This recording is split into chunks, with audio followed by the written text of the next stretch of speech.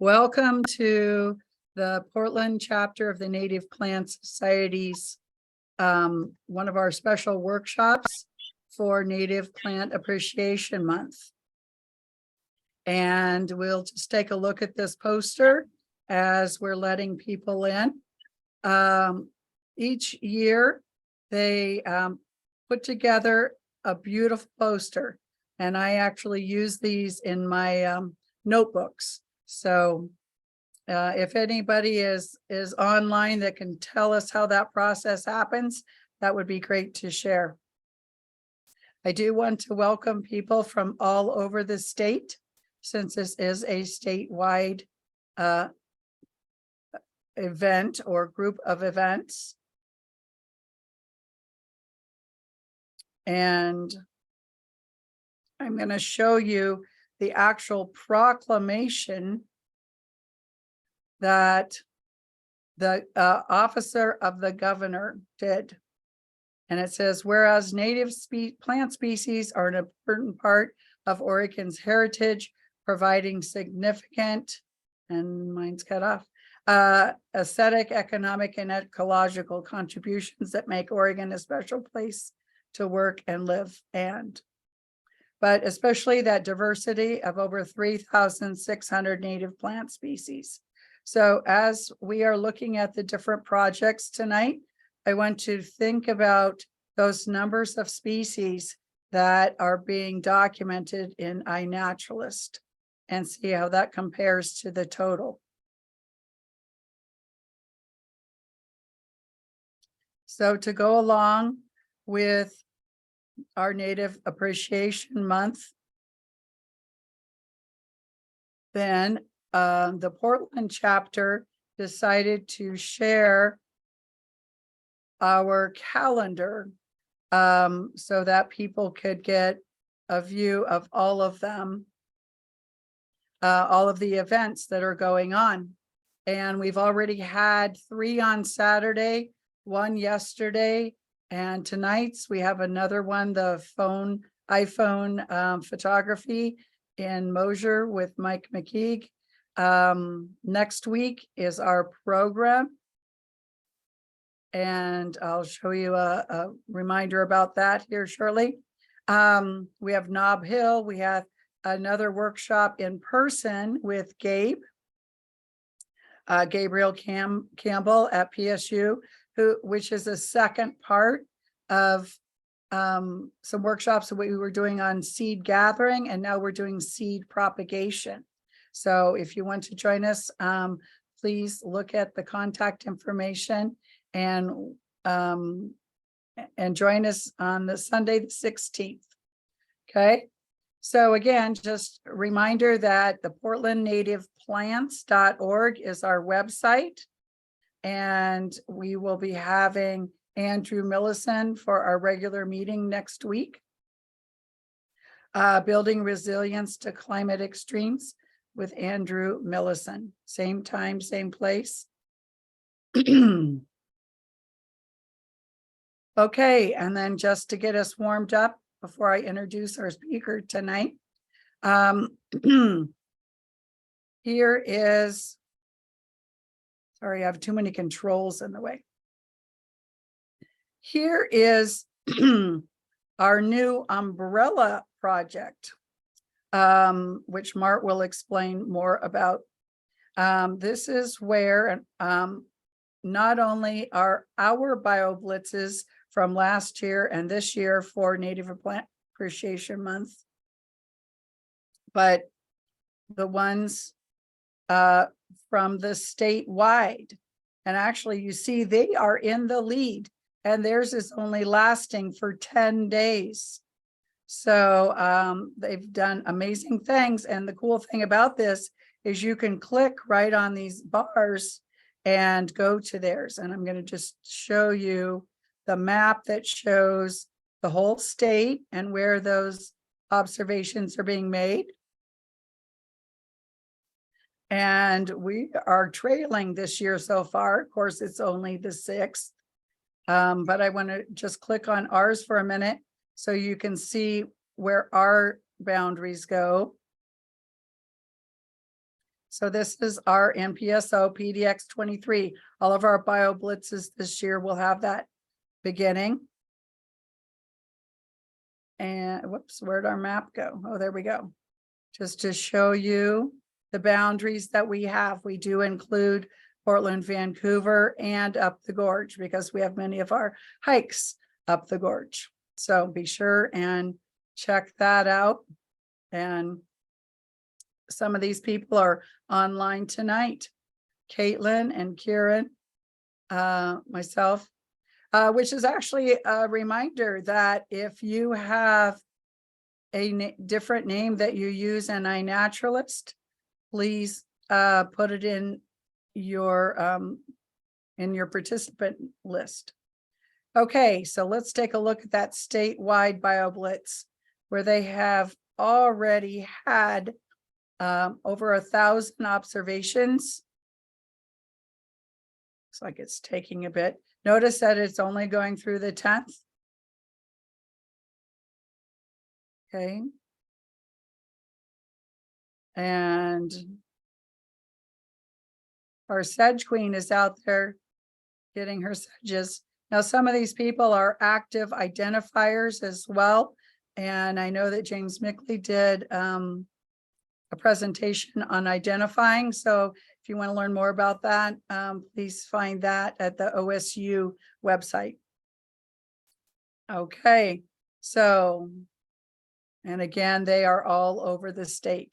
And there's so many clicks and information to be shown here, but I just wanted to show you that we are now able to put those all under one roof, shall we say, to get the combined observation species, etc. Okay, so as we move into our meeting tonight, with our guest, Mart Hughes, who actually is not yet a member of the Native Plant Society of Oregon. I want to remind you that throughout his presentation, to keep your mic and your video off and change your screen to the standard view so that you can see more of what he's showing you as he clicks through various pages and various sections on the iNaturalist page in the websites. So with that, I'd like to introduce Mart Hughes. It's always interesting when you hear a name and you wonder where you've heard that name before. And it turns out I actually met Mart at a gathering on Elk Rock Island that Willow and Tanya had put together. So he's done a lot of work on Elk Rock Island, Powell Butte, and other places in the Portland area. But as with all of us, our lives don't necessarily start where they end. And as a child, he really got into ceramics and then grew up. And in the time frame, he ended up having to go off to the war and becoming a corpsman in a naval hospital. And when he got out, he decided that he was going to focus on biology, but he still stayed tied to that ceramics. And part of when he was stationed in Japan. So I'm sure that connection also held for him the nature and ceramics and that combination.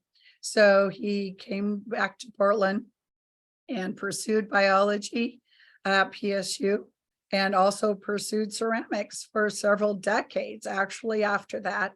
And then finally decided that it was time to have a real job and started to work for the Portland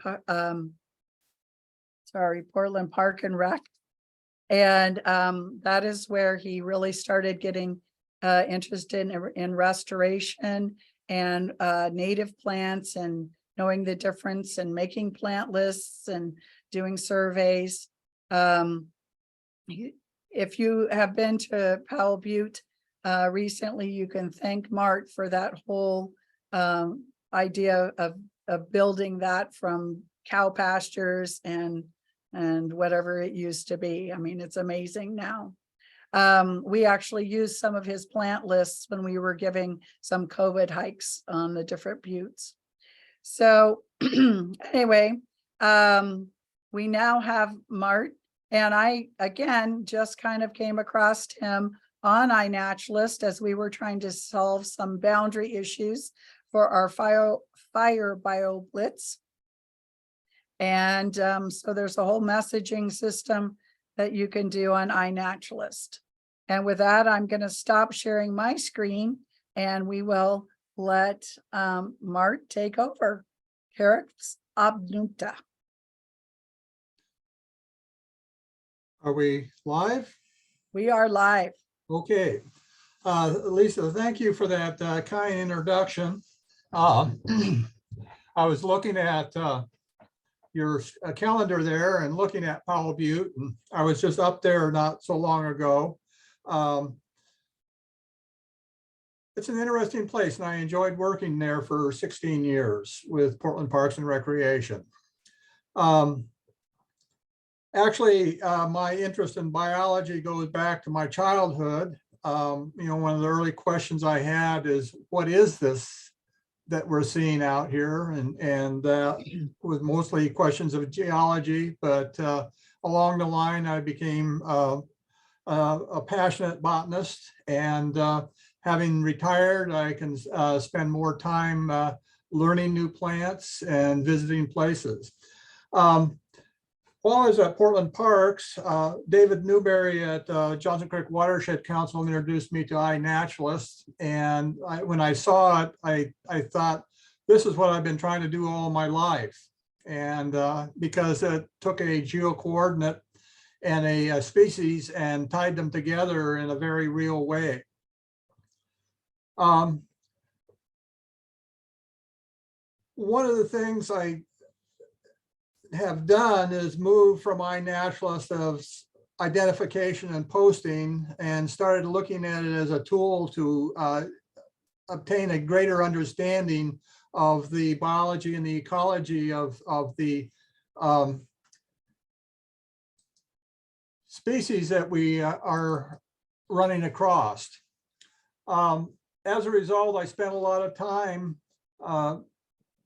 putting projects together to deal with ecological questions. One at Powell Butte was, what are the pollinators that we have on Powell Butte, and what plants do we need to have to be able to support them? And you're going to see one of those tonight. The other one is that I was very much interested in understanding the ecology of Oregon oak across its range, and we'll look at that. These are examples of what you can do with iNaturalist. So the title of the project is Working with Projects and Other Tools to Analyze Observations for Ecological and Taxonomic Studies. This is going to reflect my view, but I also want to upfront suggest to everybody that's listening tonight, you need to be thinking about iNaturalist and how you can use it, how you can use these projects to gather information for your own particular studies. There. So the first question, what is iNaturalist? In a very real sense, I think iNaturalist is a communication, a social network program, because we do have ways of communicating through a bulletin board that's built into it. And then we also communicate with individuals on their observations, either to second identify it or make a correction to the identification. And I feel strongly that when I make a correction, I like to put a little bit of key in there so folks can, rather than me just saying that they can look at the differences in a flora or whatever they're working with to make the decision for themselves that this is the species, the correct species. So it's a community-based learning tool, and it's a discovery and discussion. And the next part is looking at how and why iNaturalist. Here again, I'm going to ask you to think about how to apply iNaturalist to your own inquiry and interest on the nature that you're looking at. And iNaturalist is a tool for obtaining observations from a huge database. Right now, there's something like 155 million observations on iNaturalist. I know from projects I was working on, even going through 10,000 observation is a huge undertaking. I took all winter a few years back, putting 10,000 observations into Pollinator Associates. So I can tell you that if you want to look at some types of species, narrowing it down out of the total database is a big undertaking. Projects help with that process. There's three types of projects on iNaturalist. These are user-defined. They are set up on your criteria. If you're a project architect, or if you're a manager, you write the instructions for what iNaturalist is going to be looking at. And we're going to be looking at how to do that a little bit tonight. There are three types for sorting and collecting observations. There's the traditional project, the collection project, and the umbrella project. The traditional project is the most, I think, most powerful and useful of the projects. The collection is a sieve for bringing back classes, i.e. species or places. So you can say, give me everything that is Trillium ovata, and we'll bring all the observations of that species back. Or you could say, give me all of the observations of the state of Oregon, and iNaturalist will bring those back. And then there's the umbrella project, and that's a collection project of other projects, and it's an extremely powerful way to bring back stuff, and we'll be looking at that. iNaturalist provides guidance, and I would recommend this website for it, but it's also on the iNaturalist, any iNaturalist page that you have open. I've been asked to bring this up. So if you click on the more, and you'll go down and you'll see managing projects. So you have direct access to that little note that iNaturalist has put together.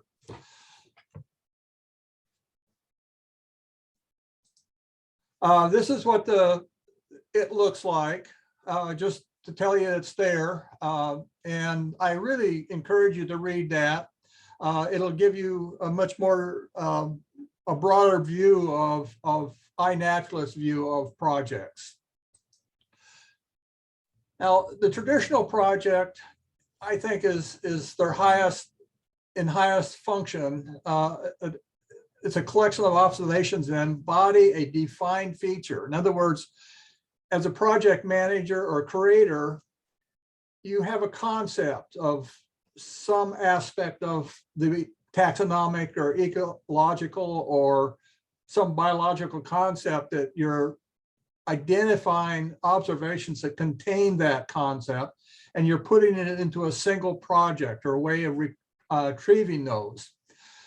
Also, this project allows for observation fields. Now, over the years, I've gained a greater and greater understanding of the power of this, and this is something that I think an organization like Native Plant Society, those that are using iNaturalist, should collaborate on and devise some observation fields that are meaningful to the membership of the Native Plant Society. Collection project is a simple algorithm to bring back and explain species or location or area. It's useful as a first sort, but there are other ways that one can use that. We'll take a little bit closer look at them in a moment. And then there's the umbrella project, and this is a project, it's a collection project that brings back other projects that are doing the same thing that you're interested in examining. So it allows you to actually do a worldwide search for specific biological concepts that you might add into a traditional project. iNaturalist has a number of features that allow for downloading of data sets of specific interest. I think we need to take a look at.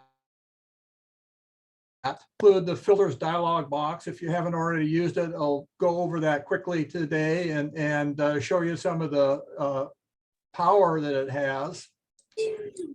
There's the download tool. This allows you to download a project data set that you have opened up and you want to take that data and bring into your own database on your own computer. And I've done that with the Corcus Garryana Range project. I have the entire database plus ecological values that I've been able to add. And then there's the observation fields. And I want to spoken on that earlier, but I will go into that a little bit deeper. So let's take a look at the observation fields.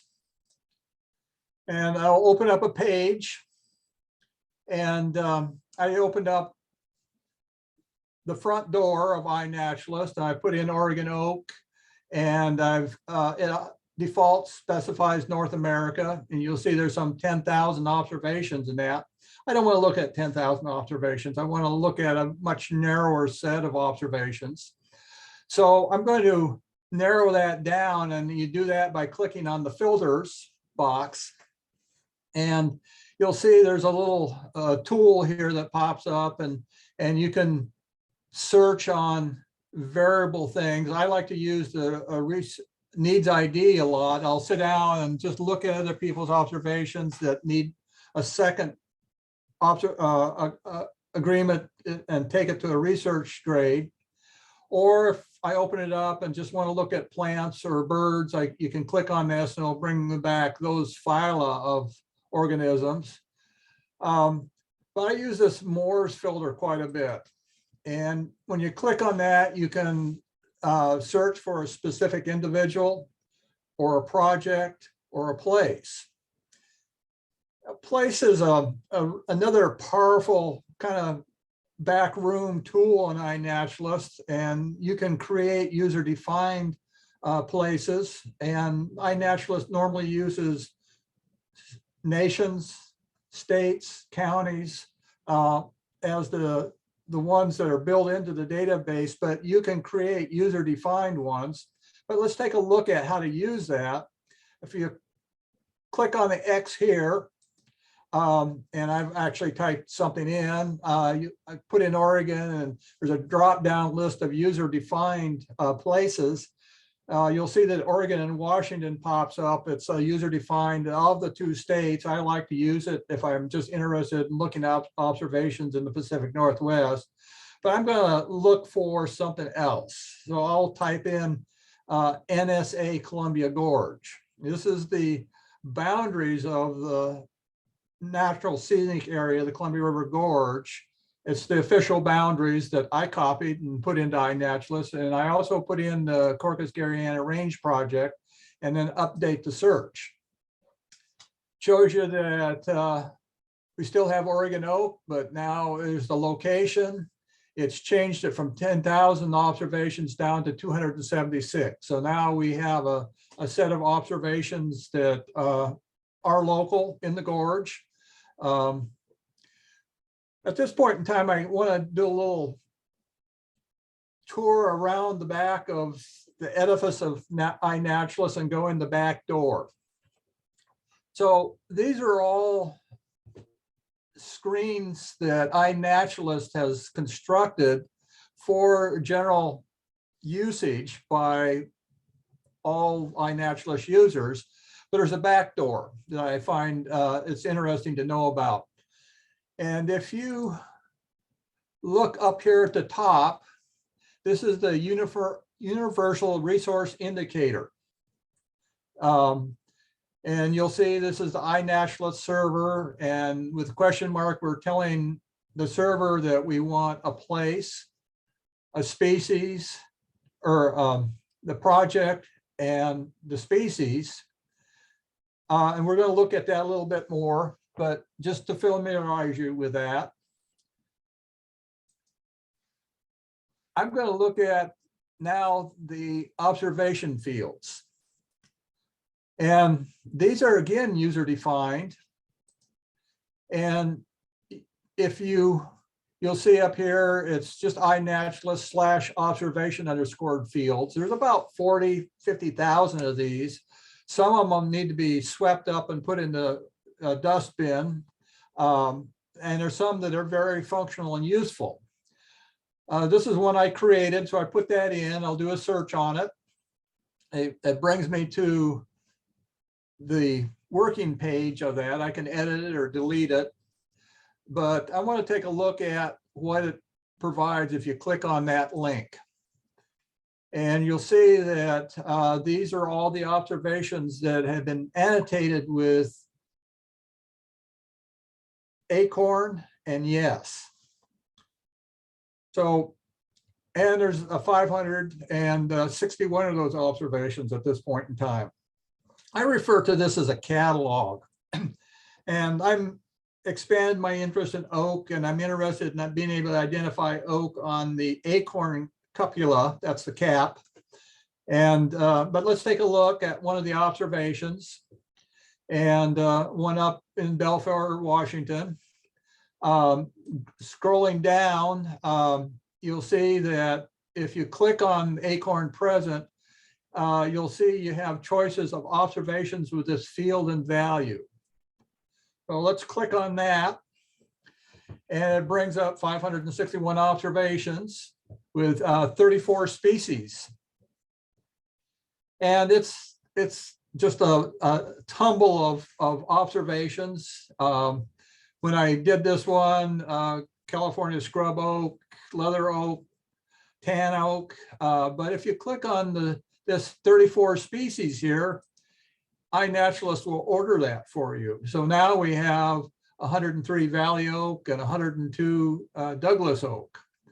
And by clicking on, you don't want to click on this one because it'll bring back all the Douglas oak, or Gary oak. But if you click on this one, it'll bring back 102. I go ahead and put up the filter tool up here just to show you that it says field : acorn present equals yes. Now, iNaturalist doesn't give that to you directly, but if you know that and you have a list of species and you put it in the URL, just like you see right here, now you have access to this kind of hidden tool, observation fields, how to get there through the back door. A little technical thing, but I think it's fun to know about that and use those to your advantage.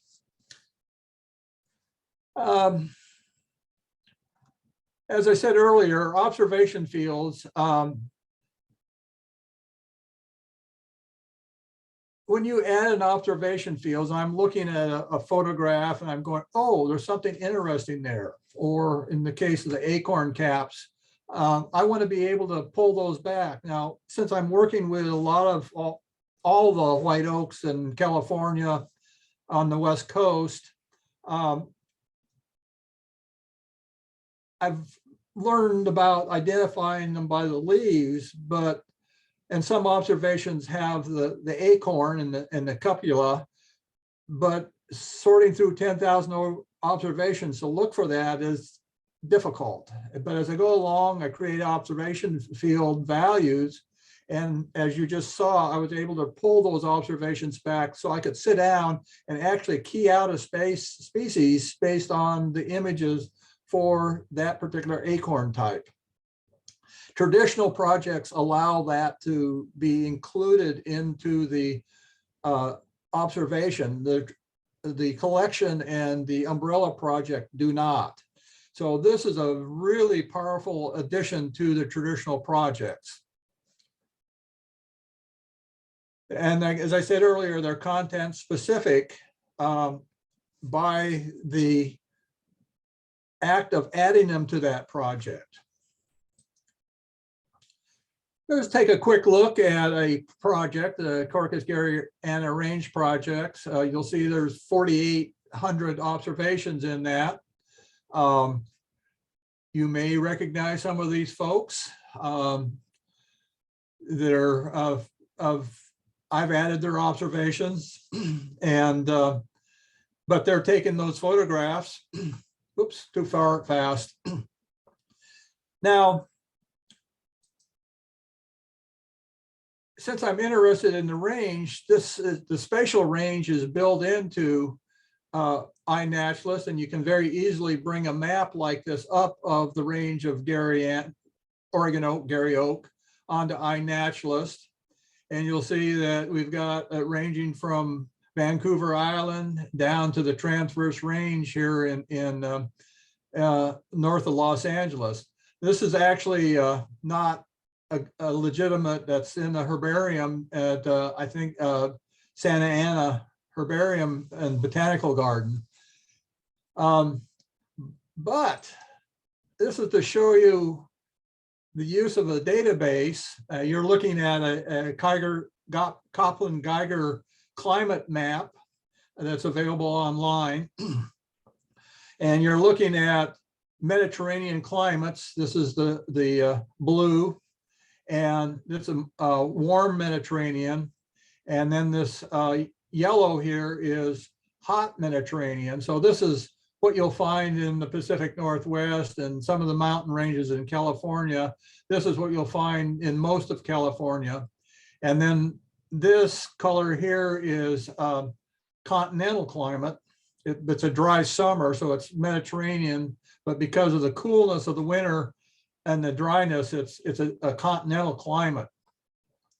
And you'll see that the Gary oak fits very well into the Mediterranean climatic scheme. And I would propose that this is one of the best defining climatic or environmental features that describe the species range of Oregon oak.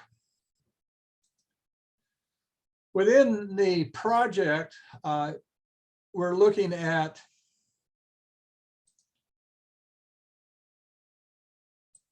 the observations fields that are part of that project. Here you're looking at elevation. I'm a big believer that soil map units are a fundamental ecological description.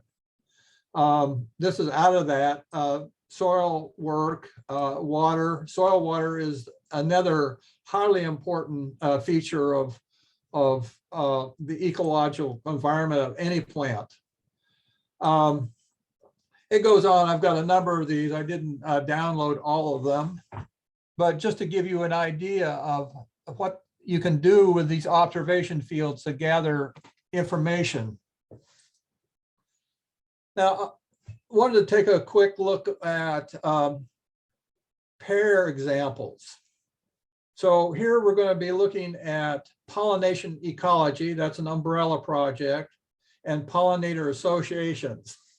Now, pollinator associations, I put that together while I was at Portland Parks doing oak savanna type restoration on Powell Butte. I was interested in being able to support the pollinators, butterflies particularly.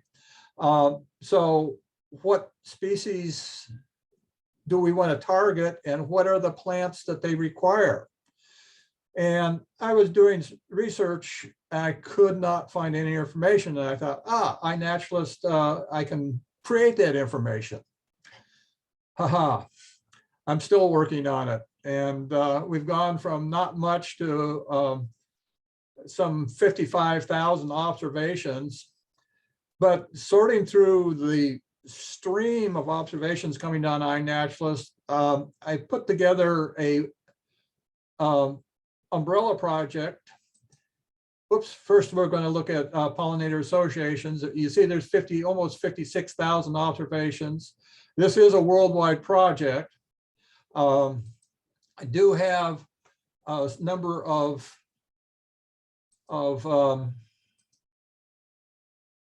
observation fields. I'll just explain the associated species with names. This is the primary one.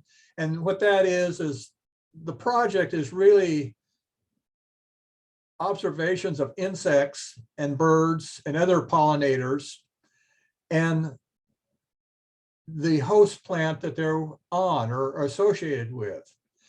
iNaturalist doesn't allow for the coupling of those two observations, but by putting in that name, you can tag that to that observation. Nectar plant is one for another project you're actually going to see here a little bit, butterfly and moth nectar plants. And this is a wasp one that I was supporting. Now here's your reference URL. So if you put in the URL of the observation of the host plant, not only can you know the name of the host plant, but you can go look at that observation if the insect observer also hosted the plant in their daily observations. And then there's a number of other features that we can look at. If you go down to the bottom, you'll see pollinator taxon. You know, is there a spider lurking in the background? Or is there a pollinator present? And if it's there, you say yes. And so you can click on that. And then if it's a crab spider, which you'll commonly see here in the Cascades, you'll know the name of that predator that's there.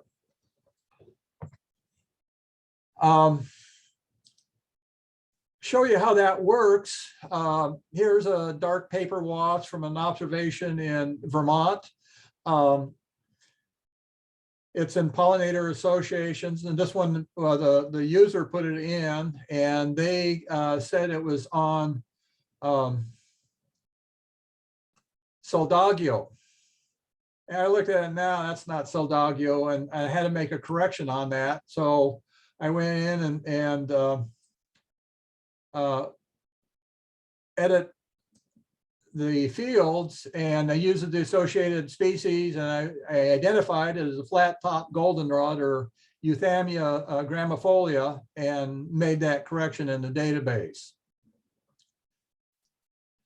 Okay, here's the pollination ecology, and this is a umbrella project, and you see there's a whole list. You saw this on the NPO list of umbrella project of that. This is quite an extensive one. I actually had to go through and identify all the pollinator projects on iNaturalist. And in the tool here, the interface tool, you had to add those names in directly. There's 1.7 million observations in that, and it's way beyond my ability to go through those, but it's gives folks a chance to sort through this, which we're going to do here. So I bring up the last of the 1.7 million, and you're sorting through here, bug on the ground, that, oh, here's a flower, a honeybee on, looks like a dahlia or a one of the legumes, and some sort of bee. But I go, oh, that's an interesting one right there. And I have been supporting these butterfly projects from my work at Portland Parks. And so if we click on that, we bring open that observation. And you'll see it's in the project butterfly and moth host plants. But what attracted me was that this lady is doing something interesting, and she's ovipositing. And we need to know these reproductive associations. So I went ahead and noted that. I have no idea what the host plant is here. It's an aster of some sort. So I just named it to the family Asteraceae. It's part of that database and can be analyzed. The NPSO PDX umbrella project, we've looked at those already. The collective annual ones. I won't go much on that. We've already looked at those today. But if we open up the projects, you'll see that somebody could sit down and go through it. I would use this. Oh, here's some Oregon oak, and I would then add those to my project. Actually, I did.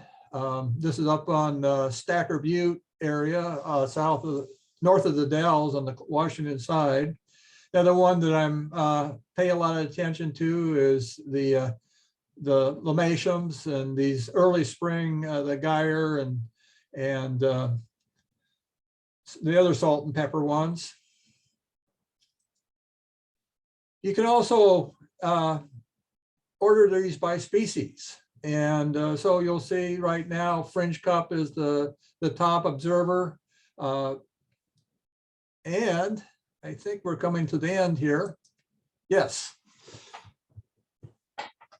So I just wanted to throw out some general thoughts. And again, I want to talk about observation fields, and I encourage you to play with those. Don't try to get too complicated quickly.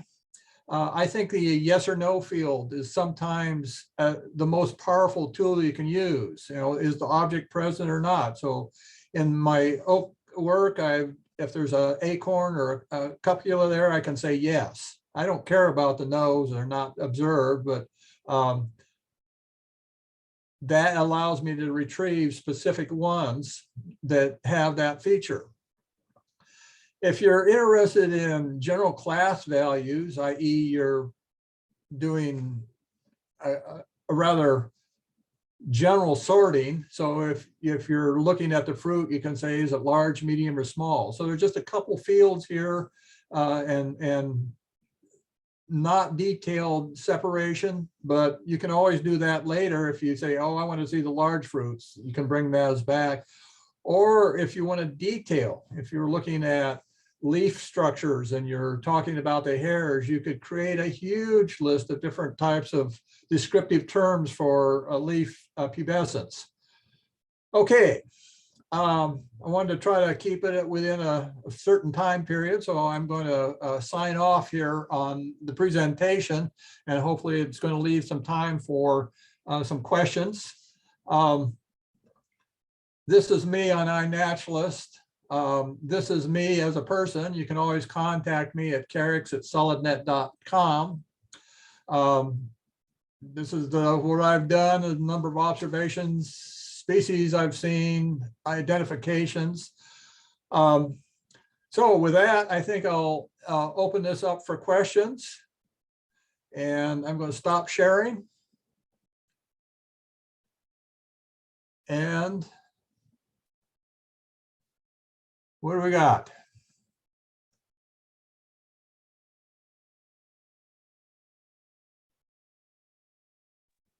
Carolyn, you can go ahead and unmute and ask if you want. Hi. Okay, thanks.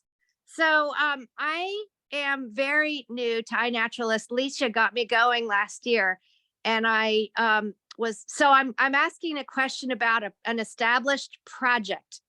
And I was very lucky that someone much more capable than me set up a project for our park out in St. Helens. So my question is, if I have my iPhone in my hand and I'm physically in the park and I see something interesting and I take a picture and I post it on iNaturalist, will it automatically appear in the project, or do I have to select the project name to get it slotted in there? It may be that somebody has set the project up to bring it into the project if they've got a descriptor or a map in there that says, bring me everything that is in this location. Oh, it may or may not then. Yeah, you have to look at the project page, and you saw my project page is here, and to see how it is. If you post it and it doesn't show up, then you have to go in and add it. Okay, I'll have to look more closely at that. I think he set it up so that they flow in, but that should be something I can verify. Thank you. Yes. Carolyn? Yeah. If I can add to what Mart said, the other thing is different projects have different parameters. And I know that even on mine, I'm like, how come my observation's not showing up? And on most of our projects, it has to be research grade before it even shows up in the project. So that's another thing, that there's a little lag time. And that's why yeah. it's so important to get people to help us identify. Thank you.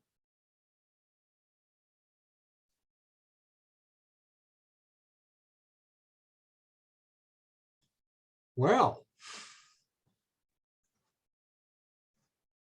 I have so many questions. I don't even know where to start. start with one. Let's see what we I do. have a I very have another question. Let's Carol, is that Carolyn? Yeah, hi. Let Adam go first, and then we'll come. Sure, I'll hold off. just very generally, I'm interested in some of your favorite observations or conclusions that you've been able to make from your projects over the years. Refine that question just a little bit. Oh, geez. Well, I mean, you've been doing a whole lot on iNaturalist, but so I guess, can you tell me your favorite project you've created on iNaturalist? I think that the pollinator associations ones has really turned out to be on the money. I look at iNaturalist as without borders. I don't like to have projects with a specific area. And pollinators is a worldwide phenomena, except maybe our Antarctica. And so I don't want to say pollinators of the United States. I want to be inclusive. And so I like projects that are open and accessible to everybody. I put a lot of work into it, 2 winters, just dumping stuff in there. And when I crossed 30,000, boom, people started adding them on their own. And that was kind of a neat experience. The other project that I'm working on all the time, and it's actually grown. So I've gone from Oregon oak and created the Corcus garryana range project. And I look at it and look at I knew the Northwest ones, that's Gary oak, except for Kellogg oak, we only have 1 species here. And went to California and oh, what a mess this is. And along the line, I was looking at and looking at the Jepson material, and I started looking at the hybrids, and actually looked up John Tucker's 1990 paper on identifying hybrids. And what it turned out is that you look at, if you have a species concept of the species, and if you look at a leaf that's in between that, that's a hybrid. And all of a sudden, the California oak started making a lot of sense to me. It was type species, and hybrid. And so I've got not a project, but I've been going in and developing observation fields. I've got an observation field called hybrid. And I can bring back all those oak hybrids, and I'm talking to the people about that in California. I went to California last spring, and so I could get some field experience down there. And so that project has grown. But in addition to that, I've been pulling the database down. I've one of the papers that I picked up when I was at Portland State was a guy named Spittlehouse. He was at the University of Victoria. He was a hydrologist, and he did a paper that just blew my mind. This is so fundamental. And he looked at rainfall, soil, water capacity, and growth of Douglas fir. But it tied together the edaphic characteristics and the survival of the plant. And he's gone on and he's working with a group of people that have taken worldwide climatic data from the PRISM group at Oregon State. And he's got the little online algorithm that you plug in the latitude, longitude, and elevation, and it brings back the annual mean temperature, precipitation, and a whole bunch of seasonal parameters. And I've started adding those into the Corcus garryana range project. And so I've identified 4 or 5 different controlling features. You saw the climatic one tonight that control the limit of Corcus garryana. and it's ecological. Gary oak can't compete with the conifers. So we find Gary oak in the Coast Range, but it's in the river valleys or in gravel soils, or it's on mountain tops on balds where the Douglas fir can't grow. But climatically it can. So the Douglas fir has excluded Gary oak, but it's within the range. It's up at the top of the Cascades or very high. And actually, it looks like that Gary oak was in the Cascades 6,000 years ago from the pollen studies there. And it's out into the dry where the annual precipitation is less than what would support the tree. But there's groundwater sufficient enough to be able to support the tree. So if you get in the canyons and the chutes or the stuff on up by Goldendale and Brickleton up in Washington, you'll find it in the canyons where there's springs along the base of those basalt flows. And the other thing that I picked up is it's the growing season. Oak needs 3 years or 3 months of growing season to be able to mature the acorn. So if you have a growing season less than 3 months, oak is excluded. So that's a really important project for me. I've learned a lot with it. I've been able to work with it. I hope that answers the question. I still don't know if pollinators or oak is your favorite project, but you satisfied my question. Okay, Carolyn.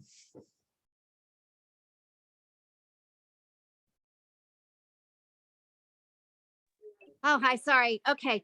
My second question is related to my first question. So if I go out there to St. Helens on Saturday and enter a bunch of iNaturalist observations, my second question is about the NPSO Bioblitz. Will my observations automatically fall into that project? Or do I have to select it or like dial it in and put them in there? Or will they only appear after they've had the research grade? I think Lizzie answered that question in that it has to be research grade. And you have to be a member of the project too. Ah, Oh, okay. you have to be a member of the project? Is that right, Lisa? I think this one is open. That's Oh, not really? true for the state project. For the state project, if you are in the geographic range and if you have an angiosperm, then it will go into the project automatically.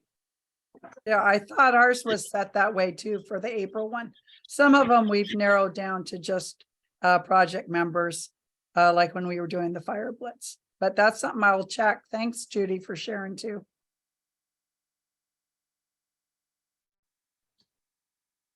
Everybody So can if turn. I put in some observations, how would anyone ever know to help me get them to reach research grade? The projects, there are screens on iNaturalist on your dashboard and some other places. So when you post a project, there's a last project is the first one on the list. And there's people that watch that. And so when you post a project, somebody has a shot at identifying it at that point in time. Let me stop here and say something. I've given this some thought. I was posting stuff and I came up with 3 reasons that your observations don't get posted. One, I'm wrong, and a lot of people don't correct you. Nobody knows what it is. I can't do anything about that. Or I've taken a crappy photograph. I have responsibility for that. And so that has motivated me to be thoughtful about my photographs. There's people online that a good example of a good set of photographs is the Burke Herbarium image collection. That's a solid reference for me. And when I'm doing identification, I'm looking at that to see, is that the right name? So what I'm getting at there is if you do a quick snap, you've got a green blob or a flower, a yellow flower on a green blob, and nobody's going to be able to identify that. So by working with your camera's ability and going in and getting close-ups of the flower, the leaf, hair on the leaf, hair on the stem, things like that, it gives people a better handle on how to identify that plant. And so the better photographs that you take, the higher the likelihood that you're going to be able to get that to research grade.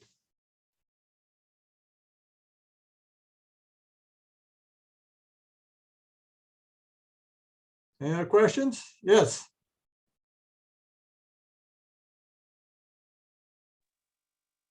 I just wanted to comment further on Carolyn's first question as to how things get to research grade if they're not in projects, I think was part of your question. And there are a lot of people in the state, myself included, who go around and look for plants to identify. And Barbara Wilson is another big one. And I cover the east side of the state pretty much myself.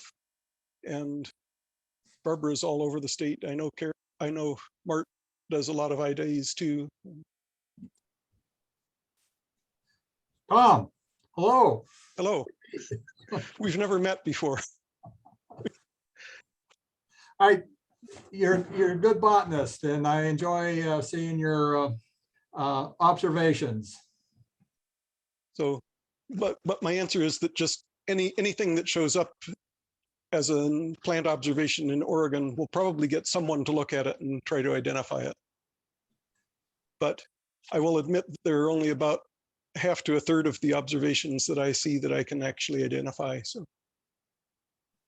Well, and I think that there are people that do specialize and they look for ones, you know, and so you'll see that same kind of name. And when you're on that full page, it says the top identifiers of those particular plants. So that's kind of like if you have questions. I know with Ed Alverson, I had, you know, I said glacier lily, he said fawn lily, or vice versa. I can't remember now.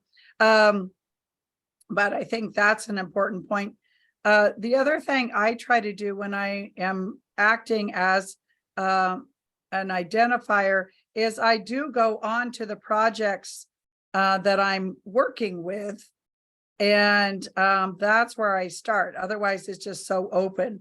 Or I link in to somebody who often does mine. And then I just click through theirs and help them identify.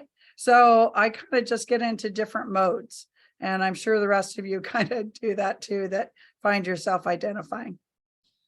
Let me throw in another way that looking at it, and actually it's a suggestion that, and it's something I used to learn. I have a photograph I just posted before I came online, Cirsium remotafolium, thistle, very difficult to separate.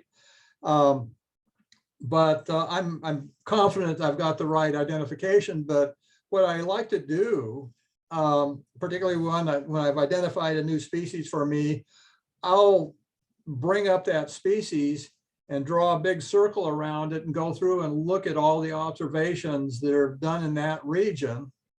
And there's always a lot that haven't been identified. So by going in and looking at each one of those that need identification, I'm getting reinforcement of, yes, that is the correct identification. Oh, yes, there's that feature.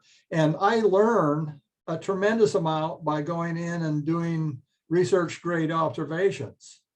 And so I'm suggesting that as a learning tool that, I mean, I don't know how many thousands of plants there are in the Western United States. And I like to travel. And when you do, you go into a new area and you learn new species, but that also relates back to species in Oregon. Different species, but same genus, and you can start seeing those similarities and those differences. So broadening your experience by doing identification helps the individual identifier as much as the individual who took the photograph.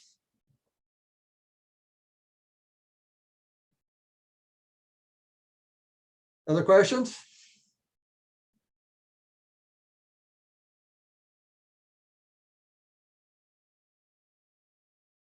If people don't have questions, I'll put in a quick plug here. These are all pretty cool and advanced uses of iNaturalist, and we'll be employing a pretty basic use in a couple of weeks with novice youth. So we're getting so Mart, this is right up your alley. We'll be at Powell Butte with some high school youth from McDaniel High School, and they'll just be simply trying to take pictures of plants and post them on iNaturalist and seeing what they can identify. So if anyone is interested in being an identifier on those, so to your point of using identification as a personal benefit, drop a line in the chat. If you're interested in me hitting you up, I'll share the, I haven't made a project yet, but I can share the project with you. You could log in, identify plants that these kids are taking pictures of and posting up there. And yeah, it could be a cool way to be involved. It's a new thing for me to try, a new thing for NPSO to be trying, and I think it'll be a lot of fun. Let me say something about Powell Butte. Yes. Powell Butte is a defined area. So if you go to places on the iNaturalist toolbar and type in Powell Butte, you're going to get a place area of Powell Butte, and you can generate a species list and that's been running since about, well, it's been running from since 2016. So it's been going for 7 years at this point in time. There's quite a list. I would say one other thing about the getting people. A camera is a wonderful thing because it teaches you to look. You know, if you're just shooting at the green blob, that's what you're going to get. But in order to identify, you have to get in close, or as close as that focal length allows, and try to get the detail. And it also ties in, you know, if you're using a key, there's a number of features that are formalized. And, you know, I come back and look at a photograph, and I'm my own photographs, and I look at it and I got to get the key out. And I go, that key is talking about the fruit, and I've got the flower. You know, so there's some mismatch there, but by and large, you can use that key to focus in on specifically. Now, for beginners, they're not going to understand keys, but what I think one needs to do is stress on with them, and is to get down on the ground and get up close. And something I don't do is I don't smell the flowers often enough. Sometimes the key is what's the odor. Keys are also talking about digging them up and looking at the roots, and we don't do that as photographers, or conservationists, but getting them down and looking at the close details. And even if they're not knowing what they're shooting, it gives them a chance to look at that when they post the photographs. And I think that the camera is a great learning tool that way. Mike, is this a time for you plug your photo class on Saturday?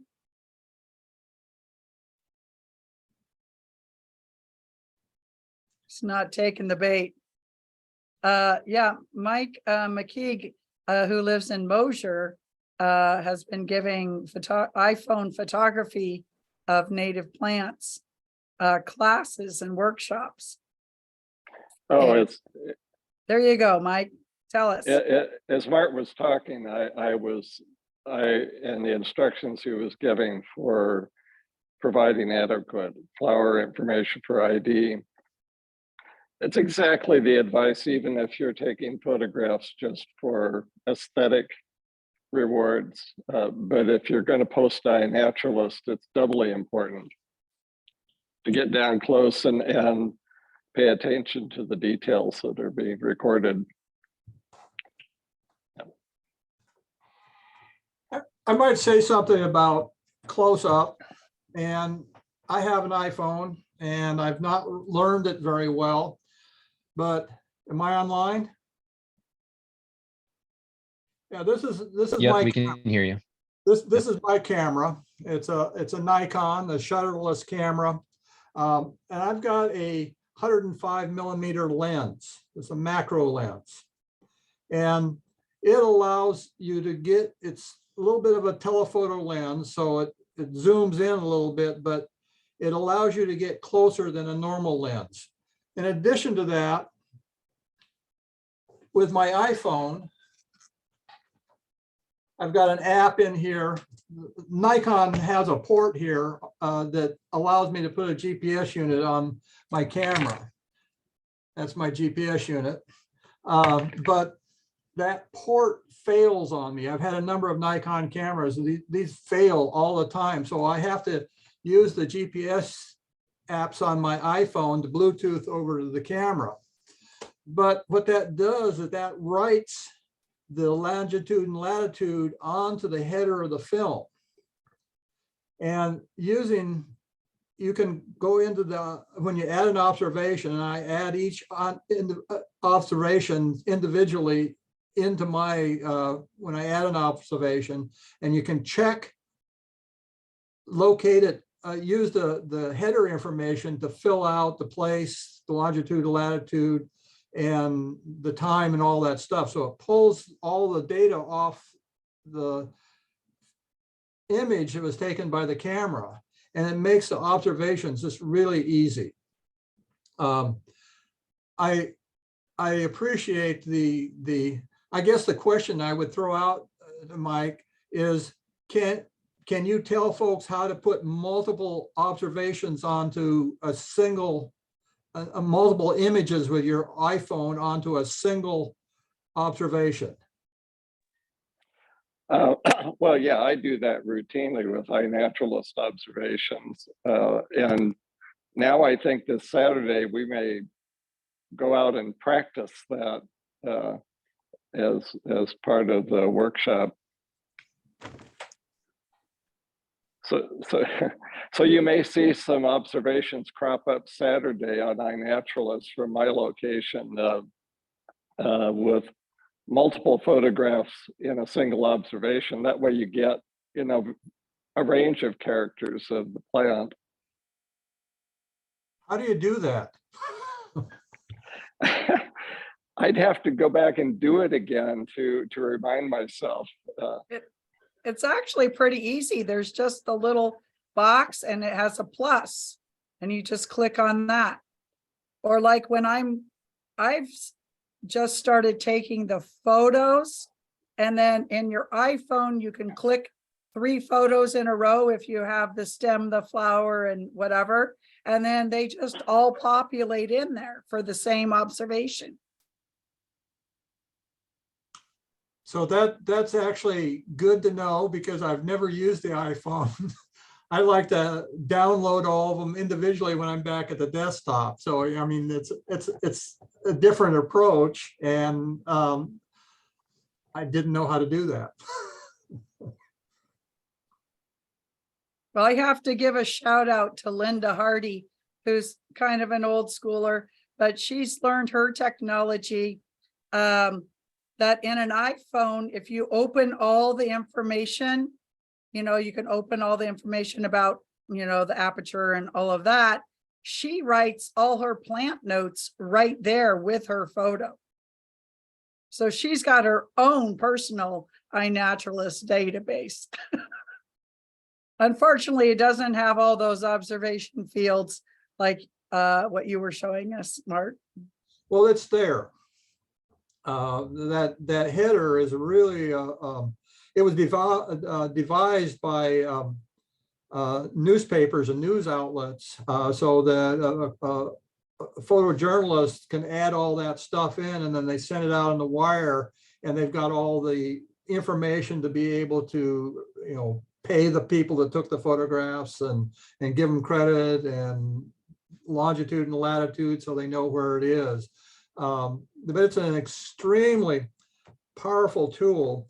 I was talking to somebody a number of years ago, and I was asking him how he was, you know, putting the photographs on his computer, and he was actually putting the photographs in files and naming the files. But with the proper software, you can open up the entire photo shoot and bring those up and do mass updates, and the longitude and latitude, the camera information is there. And so I write my species names into the header. So if that file went out to somebody, the name of that species is with the photograph, is part of the photograph. And I'm just throwing that out as just something that I encourage people to do. I'm not, you know, that's not the talk tonight, but be aware that that header in the file is an extremely powerful tool that folks need to know about.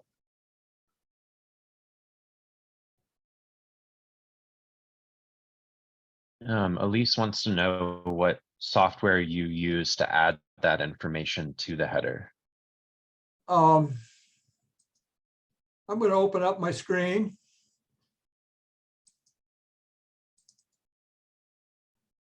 So you're looking at ACDC Photo Studio Ultimate 2023. You're looking at a blow up of one of my, this is the Cirsium remotofolium. Here is the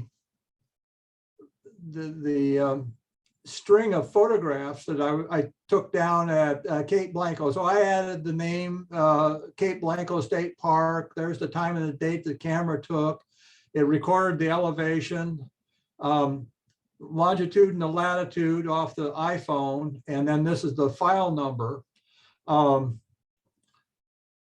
I just posted this this afternoon, and there's the first observation of the thistle. Yeah, Mart, I don't know if we're seeing what you're seeing. Okay. We're still just seeing your photo, Okay, program. I know what's going on. Excuse me here. Let me do this.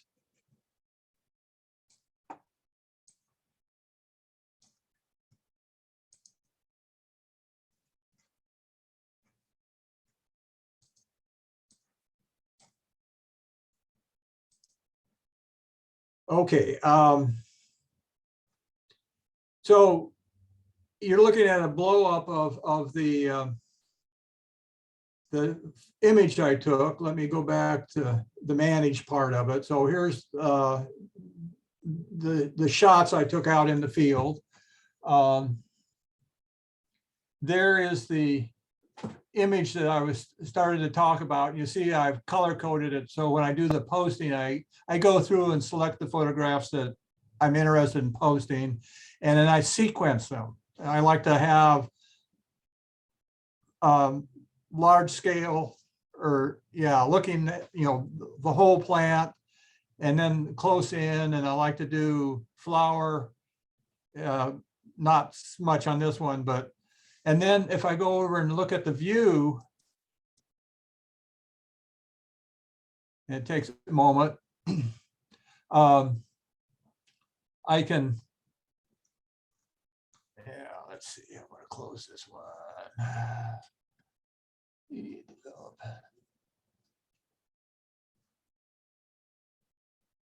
Yeah, I think the interface with the Zoom isn't quite Is not working? doing it. No. Okay, well, I'll scrub that and just say that. But that's quite a close-up. The camera's got lots of pixels, and so you can zoom it up quite a bit. Screen sharing has stopped. Oh, okay. And it depends on the light. And with this particular camera, you can set up the ISO, and I like to set up the ISO really high. That allows me to do a fast shutter speed, and I'm shooting by hand, so I'm running 400th to 500th of a second. It gives me a lot of depth of field at that point in time. I'm still having trouble with white balance in shady situations. I need to work that out, but it's those pixels. And if you can get a good focus on the subject, then you can blow that up quite a bit. And I do that to bring in. I just shot some photographs of monkey flower down on the coast, and I was able to see the stellate hairs, glandular hairs on the plant, and identify it from that. But that was, you had to zoom in there to get that. I don't know if you can get that kind of detail with a camera that doesn't have the macro capabilities, but maybe with some of the high pixel iPhones, you might be able to zoom in on that. But this is to encourage people to try to get close, and then if the camera has the possibility to zoom in on that. On iNaturalist, you can open up the image, and there's a process for doing that. So you go down on the little thumbnail image on the web page and click on the eye, and I open it up in another tab, and then go down and click on the original, and iNaturalist will blow that up to the full resolution of the original image. And a lot of times on iNaturalist, you can get in there and look at the close-up detail and use that as part of the identification, or check the identification. You just reminded me too that Rick Shorey once upon a time showed us about putting our hand lens and attaching it to our phones to try to get more of a macro. Yes, that's fair. I talking to a guy in France, and he was doing insects and just wonderful, wonderful photographs. And you can buy hand lenses, like devices that screw onto the front of the camera. And that's a tele-extender, and he was able to get in closer on that. And on a lot of high-end cameras, you can buy an extender that you add back between the lens and the camera body to zooms it a little bit more. They're a little spendy. I haven't gone that route, but it's something that'd be interesting to play with. Like I say, those identification of those, I'm doing primary identification. So when I do a shot, I just now finished my California trip. I got involved with the oak and left my observations slide. So I was a year behind on getting those done. But I had to sit down and open up the image and actually literally key out some of those plants that I had. And being able to get in close to see that allowed me to do that. Otherwise, you know, I could only gone to the genus. Questions? You haven't heard from Brian or Kathy, Courtney, Alex. Do you guys have any questions or suggestions? I would just encourage people to try, if you've only ever used iNaturalist on your phone, on the app, to try logging in on a laptop, on a computer, because I don't think there's any way to see other people's comments or messages on the app. If I'm wrong, I'd love to be corrected, but it's an unfortunate limitation of the mobile app, because it's a great way to, like Mart was saying, discuss identification with other people or meet other people. Let me throw something in response to that. how many people go to their desktop and look at iNaturalist or their own observations on iNaturalist from their desktop?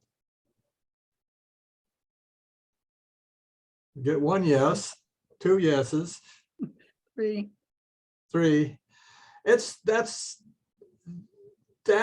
actually a good place to work from. I've got 2 screens here. I usually have one open to my photos. I've got another one for iNaturalist, and then I've got other screens I'm opening up to do identifications. But the large screen allows you to zoom in. I mean, you can kind of a backwards zoom in by going in and changing the web browser. And the one I'm using, I can go in and increase the image by 200% or something, so that you can do an electronic zoom in. You start losing resolution as you go closer because the pixels are only so big. You're not making more pixels, but when you get an eye for being able to zoom into where you start losing your resolution. But you can do that on a desktop computer if you're using, I'm using Google Chrome. I'm not sure how other web browsers handle that, but you can enlarge the image a little bit electronically. Well, and I just discovered that I could crop the photos and crop fingers out of the way.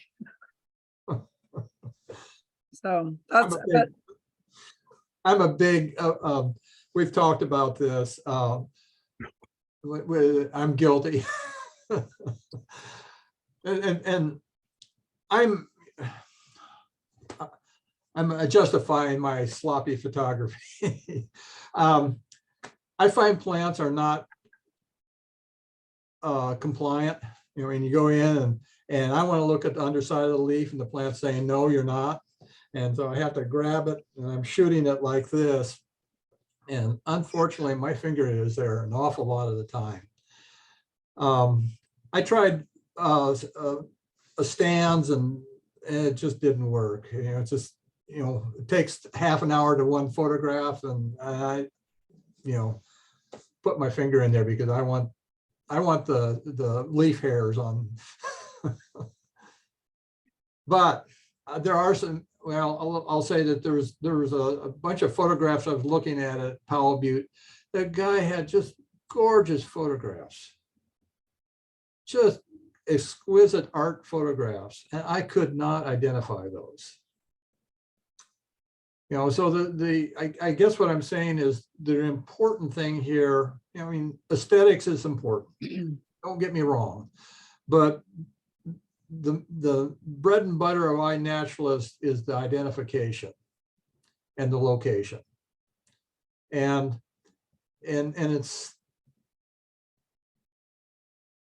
that's what we need to do. We need to be able to zoom in or whatever, however we need to do it. We need to be able to get that plant to reveal itself so that other people are seeing what you're seeing.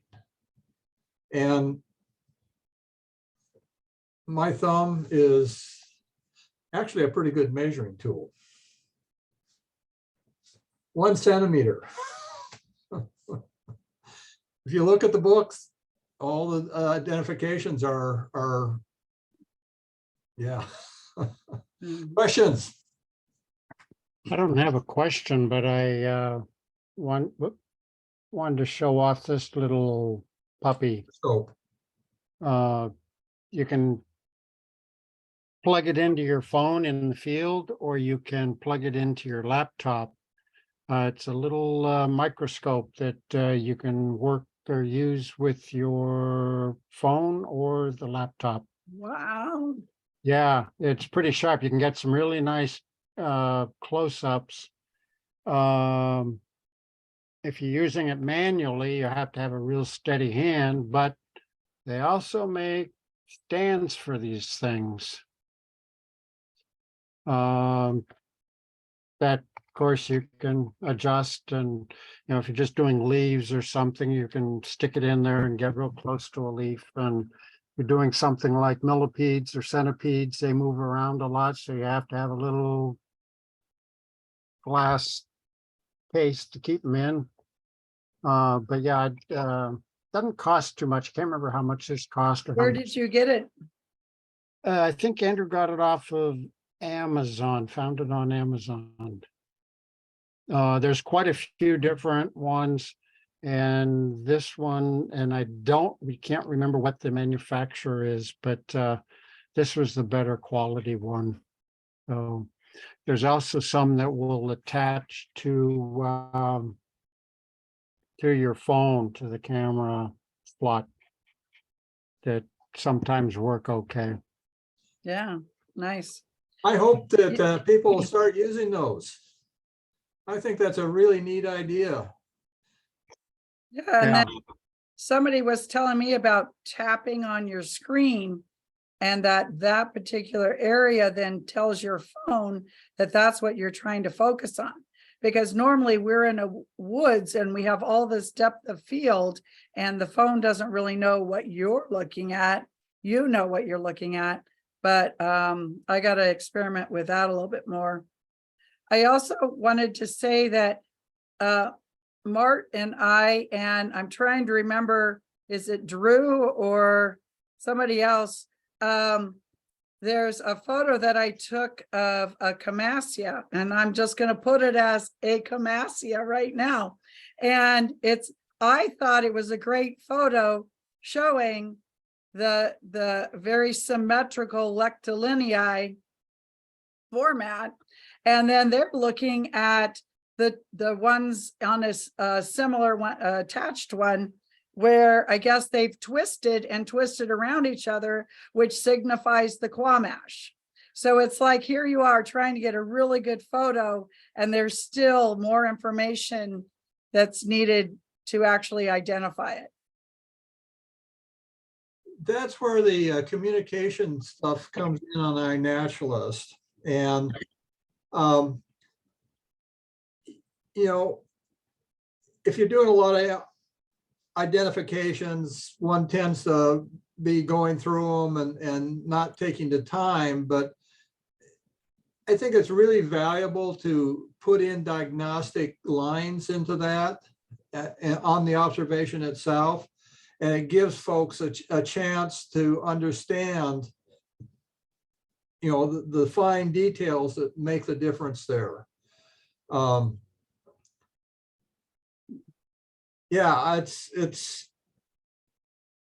particularly, I think, important, and I think it's a courtesy. You know, you look at an observation and you go, oh, that's not that. And rather than just saying it's this, you should provide some rationale for the difference of opinion and typing that in with the observation. You can do that. Oftentimes, if you make the change, you can go back and there's an edit button up in the upper right-hand corner of the observation page. It says edit, and you can go in and open up the little box below the identification and type in all kinds of material or communication stuff. And you can do that online. And the advantage of this is that if other people are looking at that, you know, it's just not a conversation between you and the original observer, but it's a communication between you and all the other people that are looking at that observation. Therefore, it has a lot of value across the community. For something like the Native Plant Society, you know, there's a target observation here. There's a community here that you're talking with, and I've been on. I just kind of fell in. I was down on the ground doing stuff at going up to McCall Point, and Native Plant Society field trip came walking by me. And of course, they wanted to know what was going on, and I was talking with them and stuff like that. And I learned a couple of things, new species at that point in time. But since you have a project and it's organization specific, it's a good place to start talking with each other and talking about the things that you're seeing in your observations or what's in that photograph for identification. Right, like we do on the field, in the field on a trail. Yes. Yeah. Well, and again, I appreciate iNaturalist, like Zoom, where we can go beyond our borders, right? And we can learn from each other, not just in our own groups, you know. So I know I certainly learn, and like I never knew about the twisted part, so it's like I have to investigate that now some more. And so those kinds of things help people learn and go forward. And as an educator, I'm always up for that. Well, how about Judy? Do you want to share anything from your first BioBlitz? Not, let's see, video. Not really. I mean, I think it's going really well. I'm happy with it. We've got about 3/4 of the observations identified, but that does mean that there are a bunch that are not identified. And so if you have free time, feel free to add your identifications into it. Good. But I think we're getting really good participation among people I know who are either common users or NPSO folks. And then, of course, because we're gathering any observations in, we're getting from some other people too. And that's great because that really puts our reach across much of the state. Except right now, we don't have anything from the far east. And that could be because it's snow covered. Also, I was out there in the far east part of Oregon this time of the year last year, and where we were, at least, there just wasn't very much that I thought was interesting. So it was hard to make observations. And of course, if you're not familiar with the plants out there, then that's particularly difficult. Yeah. Well, I think you bring up some great points. And it's wonderful that you have all that support in the identifying. And I know that, you know, we've talked about different formats and using phones and using computers. And I have laptop, iPad, and phone. And I know that some of them do one thing better than the other, right? If I want all those details, I definitely need to be on my laptop.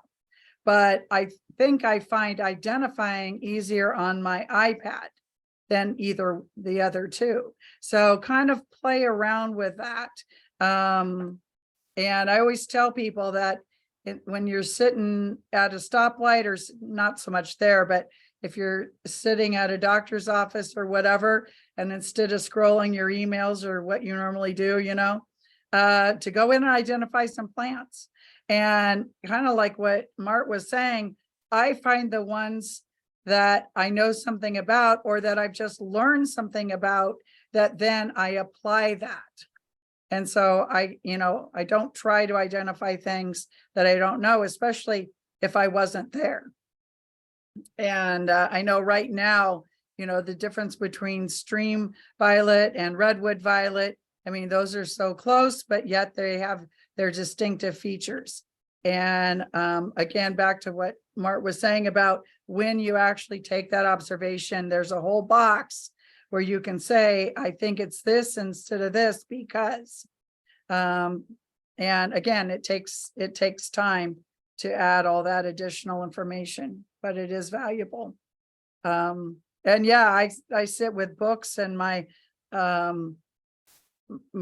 Oregon Flora app, or the Oregon Flora website, and the Russ Jolly book, and the, you know, Washington, you know, I mean, it's like, you use what you have to help you. So, well, I appreciate everybody joining tonight, and we are interested in what other things that you would like to know about iNaturalist. There is a statewide iNaturalist committee, and Judy and I and David and Kieran are on that. And I don't know, Michael, are you on that? was trying to remember. Anyway, and the annual meeting that's coming up, that finally the registration information came to you in your bulletin. But that's definitely going to be focused on this whole using technology for community science. And so there will be more things that we learn about iNaturalist and more questions that we have.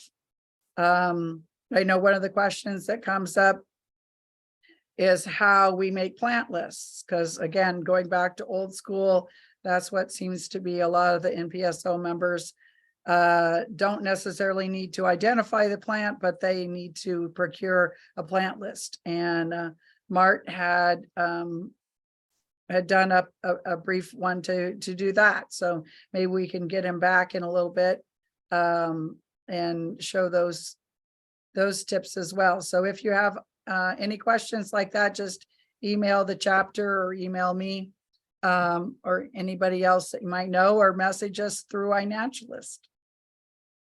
So anyone else out there? Adam's ready to go to Powell Butte.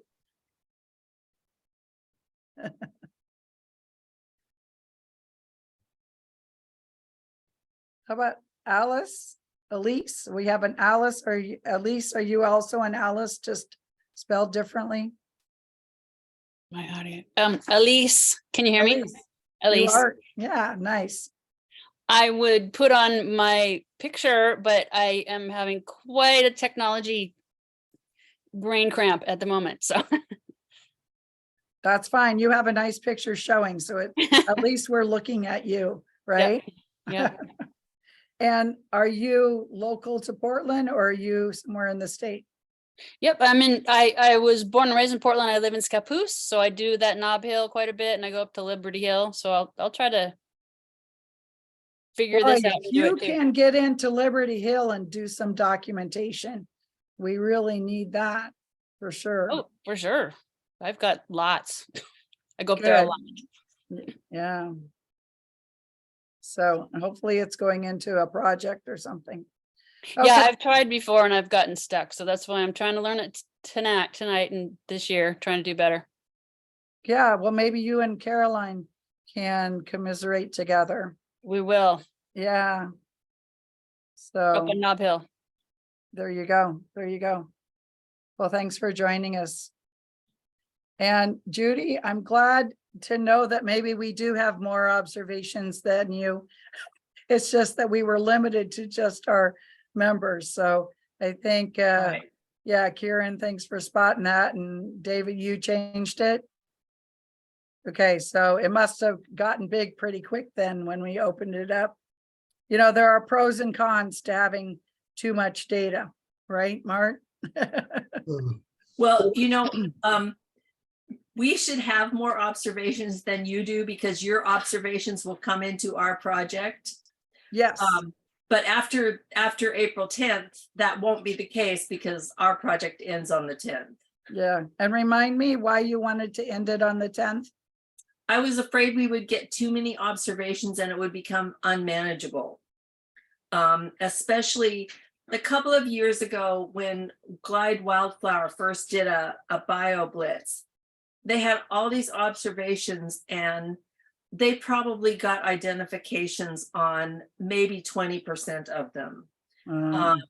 And I thought, that was maybe not quite as useful. So I wanted to have a manageable level of project and hopefully be able to identify most of what we get. Of course, some things are not possible because of the things that you all have talked about tonight. But if we get most of them identified, then I think that's really good, and it will be helpful. And maybe next year we'll expand. We'll see. We're having a weird weather year, so We certainly are. I know I did a March Bioblitz, and actually all the stuff we got in the April Bioblitz, we thought we were going to see in March. Right? And Yeah. so, but that's why I like having these umbrella projects where we can compare year to year. Right. And I think that will be really interesting, just comparing. There's some places I go every year, and just comparing my photos from those places. I mean, it really is. It's at least 3 weeks behind Mhm. this year, and maybe a little bit more. So on iNaturalist, that would be more systematic than just Judy's personal photos. But I think that will be really interesting. Yeah, it's too bad that, they show those phenology graphs per species. It's too bad that there's not some kind of graph that comes up, with all the stats, that Yeah. you can't pull. Because it also too, it always shows, like the bloom, even though that's not the part of the plant that you took the picture, right? Right. Let me make a comment about the management, if you had every observation for the state of Oregon, it's more than you wanted to look at. I understand that, but what you can do, what county are you in? I'm in Benton County. Okay, you can go into iNaturalist and place, and you can start type Benton, and it'll say county, and you can click on that, and it says yes. And that would take everything in the state and just bring you back Benton County. Right. I get that. The project that I'm administering, though, the goal was to have it be statewide. Yeah. Because it's sponsored by the state level NPSO. And so, statewide, we could get a lot of observations. I did an analysis on how many observations there were in April last year. And then I took segments of April to, and that's how I picked a 10-day segment to have what I thought would be manageable for a first time through. Yeah, well, and that's why you can see why sometimes I limit it to just the project members. Yeah. Yeah. So in the filter tool, there is a calendar function in there, and you can go in and set specific dates. So for your project, you could take a whole month, but if you went into the filter tool, you could set for just 10 days. Right. And download that. Yeah.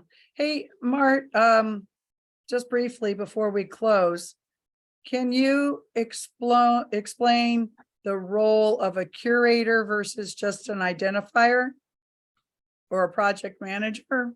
Yes. In iNaturalist, in a project, you're going to see the owner, and that's the person who created it, except iNaturalist allows you to transfer that. And they're just basically, they can do everything in the project that they want and delete the project. And I've seen that happen, and it was a terrible loss. But then there's the managers. And the managers are really the core people. They can do journals, they can do summaries, they can add observation field formats and put those in the project. So they have complete access, and they can do outreach and things like that. The curators, and the way I think about that is, these are people that are building a collection in a museum. And every time you do work as a manager, you're adding observations or making corrections, that's curation work. And iNaturalist has a way of identifying specific curators. And when they do add those to a project, their name comes up as the curator on that. And then just observation corrections is just if you go into the observation page and change it, your name goes in there as the second identifier, or so it's the managers that are really the key to the whole project. And I would say from a project management perspective, one should be trying to build new managers. Because those are that's the thought behind the project. The managers are the ones that are defining the intent and the sophistication of what these observations mean. And again, you know, one of the things I was hoping to accomplish tonight is to get folks to be thinking about the data set way beyond just getting the second research grade. You know, if you're a conservationist, you're thinking about how can we protect the species? And the folks that are looking at Nob Hill and Liberty Hill and St. Helens, you know, this is what you're thinking about. And it's like, what are the habitats there?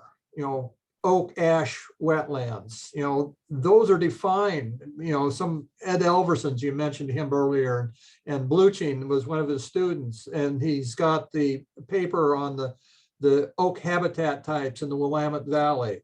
And in there, they have an oak ash wetland. You know, so you have to recognize the value of that as an oak ash wetland. And then the species that are associated with it. But I did a comment to the Corps at the request of one of the people at Liberty Hill. And I kayaked, I've been out on some of the stuff on Savi's Island, on some of these islands in the Ridgefield National Wildlife Refuge. And in my mind, I'm going, that's the habitat. But there's only one other habitat like that. And so being able to think about these observations and what they mean in terms of ecological setting is the thing that I'm trying to talk about, you know, but at, you know, a different level, and, you know, but I'm encouraging people to think about those observations in those terms, like, oh, that's oak. And then there's another observation with Camash, and that's a potential habitat.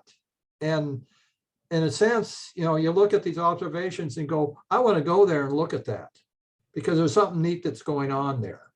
And when you do those photographs and add those into iNaturalist, all of a sudden that place is starting to get an inventory of observations that start meaning something in terms of habitat and conservation. Yes, I am trying to find the website that I love to use for that. It's the Nature Serve Explorer. Yes. They have all the, it's an ecological thing that I was using at Portland Parks, and we were adopting the hierarchical structure, you know, so you have West Coast lowland forest, Willamette Valley.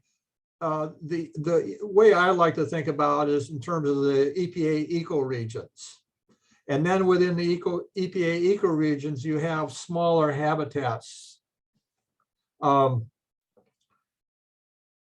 done some wetland delineation, you know, you're looking at the hydrology, the soils, and the plant community to identify the wetland. We don't have anything, but in the oak, in my Oregon oak habitat, there is the soils, and there's a line in there that identifies wetland soils. In Oregon, not so much in California, but I was looking at the flooding of some of the stuff in Sacramento and the Delta area. And here you're seeing these big Quercus lobata, the valley oak, in the same habitats as the Gary oak is here in the Willamette Valley. And we have wetland oak in Oregon. And nowadays that Oregon Oak Ash Association is real crucial, because with the emerald ash borer coming, we need to know where those populations are. So the better we can document them with iNaturalist, then that's gonna help the field people. That's a conservation application of Yeah. iNaturalist. Yeah, And one could create a project around that. And, so you could start looking for ash and oak observations that are adjacent to one another. I don't think you could do it like I did with the range map of the spatial map of Oregon oak, but if you downloaded the database, the points for both ash and oak, and put them in Google Earth, you could actually identify those where those two species are occurring together. there you go. So much to know. Thank you for sharing all the knowledge that you've gathered over the last few years.